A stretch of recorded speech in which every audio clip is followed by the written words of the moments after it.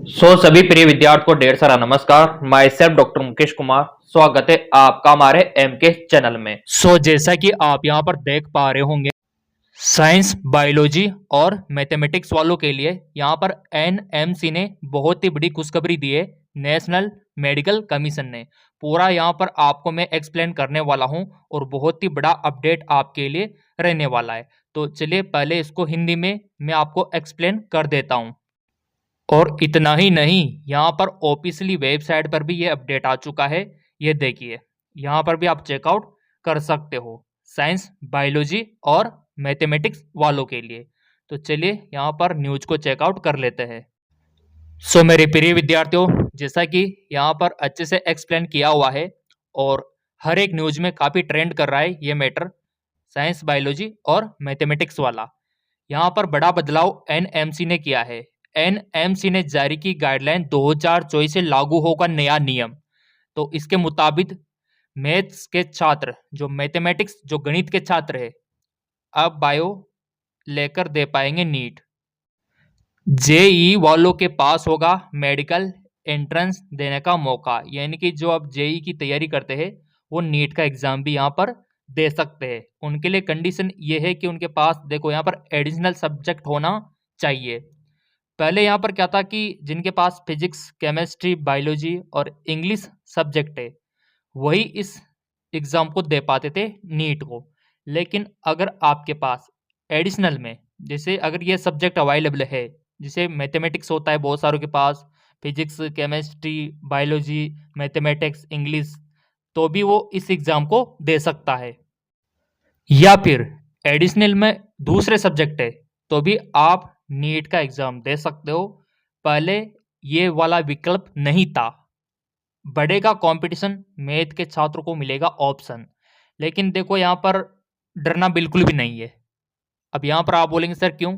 क्योंकि यहाँ पर मैथमेटिक्स वाले अगर फॉर्म भरेंगे ना तो भी बायोलॉजी वालों का मुकाबला नहीं कर पाएंगे, क्योंकि आपको पता है नीट का 50% सिलेबस बायोलॉजी का होता है और बायोलॉजी 50% है तो डरना किस बात से है? मैथ वाले आपका मुकाबला नहीं कर पाएंगे। क्लियर? लाइक बनता है इस बात के लिए। अब यहाँ पर देखो, थोड़ा सा इसको जूम आउट कर लेते हैं। मैथ के स्टूडेंट 12वीं में बायोलॉजी को एडिशनल विषय के रूप में चुनकर नीट का एग्जाम दे पाएंगे। अब तक बायोलॉजी नीट की पात्रता के लिए कोर विषयों में शामिल थी, ठीक है। इसका सबसे अधिक फायदा 12वीं का एग्जाम मैथ के साथ देने वालों को मिलेगा। उन्हें फिजिक्स और केमिस्ट्री मजबूत होने का लाभ मिलेगा। हाल ही में नेशनल मेडिकल कमीशन ने पात्रता में बदलाव यहाँ पर किया है, एलिजिबिलिटी में बदलाव यहाँ पर किया है और इसको लागू भी कर दिया है, क्योंकि एनएमसी की साइड पर नोटिफिकेशन आ चुका है।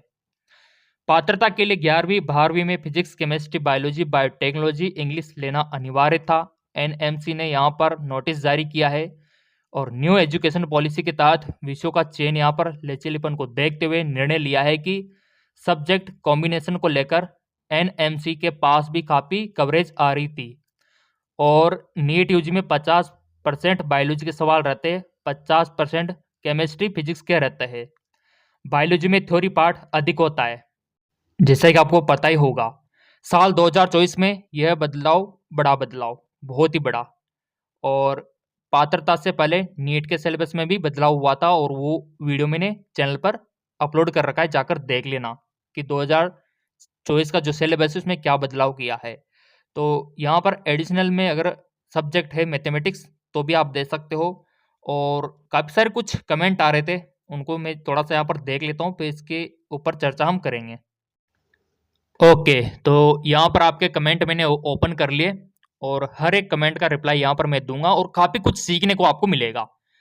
पंचाल का कहना है कि मेरे पास 11वीं की मार्कशीट नहीं है। तो बहुत सारे ऐसे विद्यार्थी होते हैं जिनके पास 11वीं की मार्कशीट नहीं होती है, ठीक है ना। तो वैसे तो कोई दिक्कत वाली बात है ही नहीं और वैसे कोई बड़ी बात नहीं है कि 11वीं की मार्कशीट बनाने में कोई दिक्कत आए। जहाँ से आपने 11वीं की है उन टीचर से जाके बोल दो, फिर बना के दे देंगे, चाहे आपने गवर्नमेंट से की हो, प्राइवेट से की हो।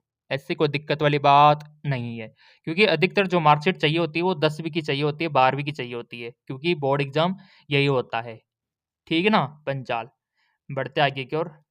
यूजर का कहना है कि सर एम्स दिल्ली एक वीडियो बनाया था कि सरकारी मेडिकल कॉलेज कितने अंकों पे मिलता है? तो यहाँ पर यूज़र का कहना है कि सर एम्स दिल्ली का बताइए।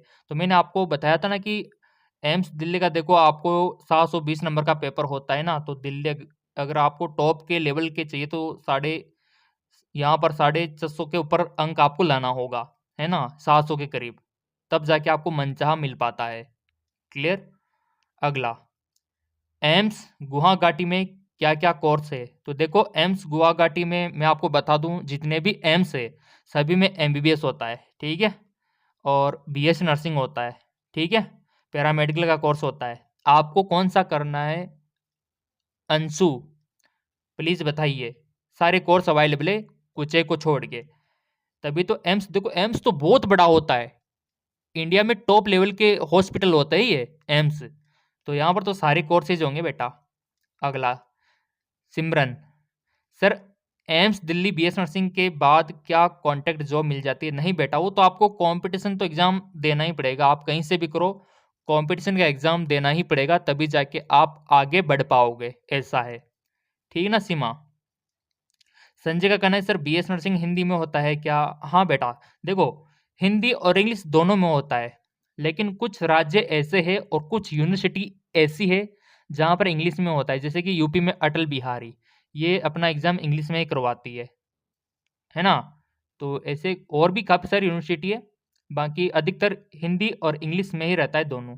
डरना आपको बिल्कुल भी नहीं है संजय, मैं आपके साथ हूँ ना, चिंता क्यों करते हो? आपके लिए देखो एमकेएस अकेडमी पर तैयारी करवा रखी है इंग्लिश और हिंदी में। थोड़ा-सा मैं आपको हिंट दे देता हूँ यहाँ पे, फिर वापस आपके कमेंट यहाँ पर देखेंगे क्योंकि बहुत ज़्यादा कमेंट आ रखे हैं, ये देखिए, बहुत ज़्यादा कमेंट। गूगल प्ले स्टोर पे एमकेएस अकेडमी सर्च करोगे तो ये आपको मिल जाएगा, लिंक नीचे भी दे रखा है, ठीक है? और यहाँ पर सारे फॉर्म आपको मिल जाएँगे, नीट के, बीएस नर्सिंग के, पैरामेडिकल के, सारे फॉर्म आपको यहाँ पर मिल जाएँगे फ्री में।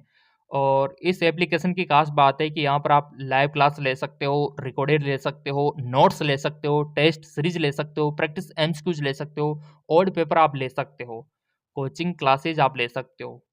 अगर लेना है तो आप इन नंबरों पे व्हाट्सएप कर सकते हो क्योंकि यहाँ पर नया बैच स्टार्ट है। सो वहाँ पर तैयारी आप कर सकते हो। हम आपके साथ हैं, इंग्लिश और हिंदी दोनों में करवाएँगे। चाहे आप हिंदी में हो, इंग्लिश में हो, डोंट वरी। अगला है संगीता का, सर 12वीं प्राइवेट से है तो क्या एग्ज़ाम दे सकते हैं? देखो प्राइवेट वालों को दिक्कत आ सकती है, जो ओपन से एग्ज़ाम देते हैं ना उनको दिक्कत आ सकती है बेटा। क्योंकि यहाँ पर बोला है कि फिज़िक्स, केमिस्ट्री, बायोलॉजी और इंग्लिश आपने रेगुलर पढ़ा हो, तो ये आप फॉर्म भर सकते हो। है ना? तो ओपन से जिन्होंने किया है उनको दिक्कत आ सकती है नीट का फॉर्म भरने में। अगला रंजीत, पोस्ट बेसिक नर्सिंग करना है, एंट्रेंस एग्ज़ाम देना है, बिल्कुल इसके लिए एंट्रेंस एग्ज़ाम आपको फॉर्म भरना होगा और वो देना होगा तभी जाके आप पोस्ट बेसिक कर पाओगे गवर्नमेंट से। और अगला है यहाँ पर एमबीबीएस डायरी का, सर स्टूडेंट एलिजिबल 2018 पीसीएम की थी। बेटा पीसीएम वाले कैसे भरेंगे? एडिशनल में बायोलॉजी भी तो होना चाहिए ना, तभी आप भर पाओगे। एडिशनल बायोलॉजी दिया है हाँ, तब तो कोई दिक्कत वाली बात नहीं है। एडिशनल में है तो आप नीट का फॉर्म भर सकते हो। मेरे प्रिय विद्यार्थियों, यहाँ पर ये एनएमसी ने जो बड़ा बदलाव किया है मैथ को लेकर कि यहाँ पर अब एडिशनल वाले भी दे सकते हैं, तो आपका क्या ओपिनियन है?